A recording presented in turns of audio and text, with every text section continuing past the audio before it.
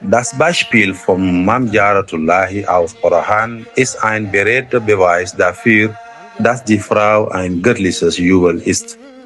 Jedes Mal, wenn der Name Sheikh Ahmadou Bamba erwähnt wird, schwelgen alle Erinnerungen in der lobenden Erinnerung, die mit der Geschichte dieser außergewöhnlichen Frau verbunden ist, die Gott zu seiner Mutter erwählt hat, Mam Jara Buso.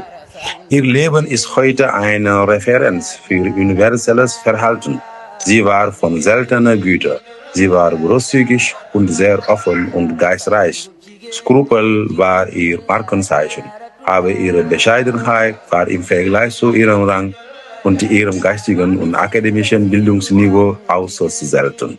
Mam Jara, niemand konnte ihr in der Kalligraphie des Heiligen Korans trotz ihrer Aufgabe als Erzieherin reichen. Lilith Safar.